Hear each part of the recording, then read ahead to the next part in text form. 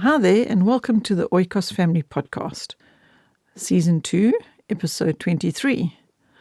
I'm Sonia Wood, and thank you for joining me. I always think of Psalm 23 whenever I go to write or say 23. Or in fact, 23 has become quite an important number to us personally, and it's also carried over into Oikos. I'll put some links to where I share more about this number of 23 and its value to us.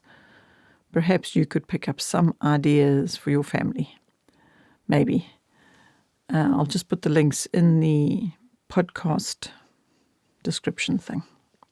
But for today, I'm excited to let you know that I'm starting a new little series here on the podcast, on the Oikos Family Podcasts. And they're going to follow on from the previous podcasts where I was sharing the short stories from the Oikos Ministry Messages booklet. This series that I'm going to be sharing with you continues to follow this theme of ministry messages. You perhaps know that we produce audiobooks, and two of the audiobooks that we have made are Tiger and Tom and Other Short Stories for Boys, and then The King's Daughter and Other Short Stories for Girls.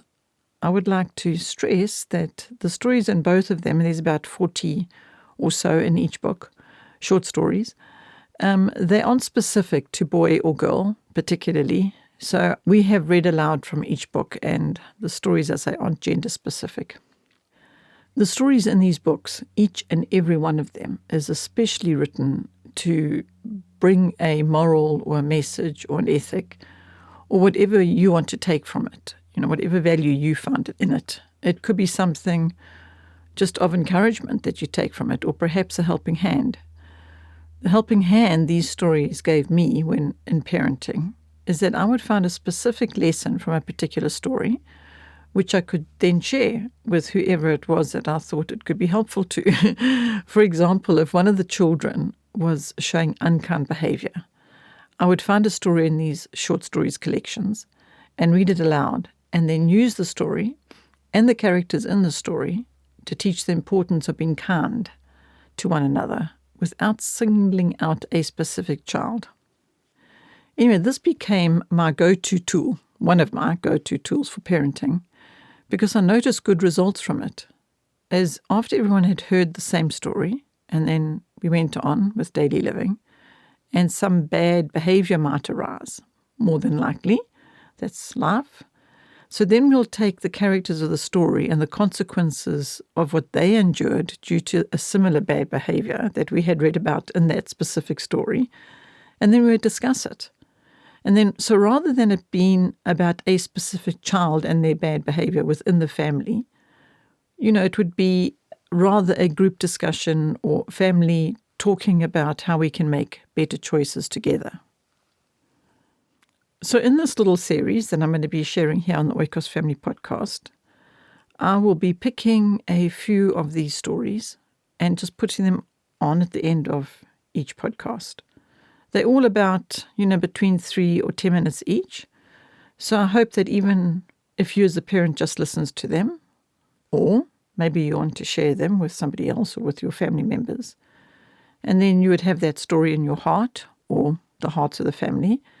And you might find that the story, need arises somewhere along the line where you will find that this story will be able to be helpful to you.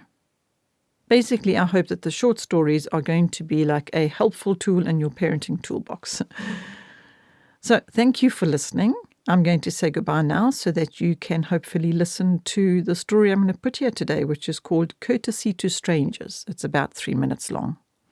Thanks for listening. Bye for now. Enjoy Courtesy to Strangers. Courtesy to Strangers. Who was that quiet-appearing girl that came into church quite late last Sabbath? I asked a friend of mine who was an active member in the church which I had recently joined. Did she wear a striped shawl and a dark dress? Inquired my friend. If so, it was Annie Linton, a girl who is a seamstress in Mr. Brown's shop. I did not notice her clothes in particular, I answered, but her face attracted me. I should know it among 1,000 faces. How could you pass by a stranger so indifferently, Mrs. Grayson?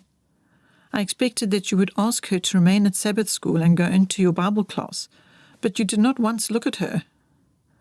I did not once think of it, and if I had, probably she would have not accepted the invitation, as she is a stranger in town and undoubtedly will not remain here long. My friend replied quickly by way of defence. I said nothing more, for Mrs. G was really an excellent Christian woman, with this one fault, carelessness, which sometimes caused her to make grave mistakes. But I could not help thinking of the stranger girl. Her large dark eyes and finely formed face revealed more than ordinary intelligence, and in some way I gained the impression that, if not a Christian already, she desired to be. It seemed to me that she left the church very reluctantly and was half waiting an invitation to the Bible class. The next Sabbath she came again and occupied the same seat, just in front of my own. She bowed her head very reverently during prayer, and once during the sermon I saw her lip quiver with emotion, and a tear came into her eye. The services closed, and the stranger lingered as before.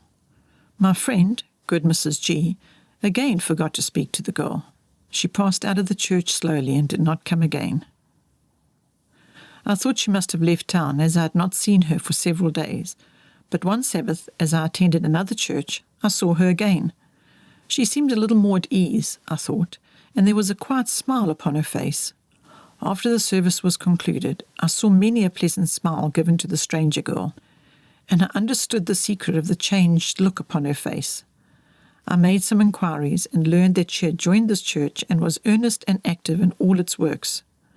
I also learned that she had made a profession of religion just before coming to our village, and had an unusually happy experience. How much the indifference of our own people had to do with her finding a home in another church, I know not. Several years have passed since this occurred, but I have never forgotten it. Many a stranger's hand I have clasped as I thought of Anna Linton's sweet face. I was young in Christian experience then, and that lesson was a profitable one to me. Speak to the stranger, Christian friend, with the assurance that God will bless your efforts to throw sunshine and cheer and welcome into the hearts of others, strangers though they may be.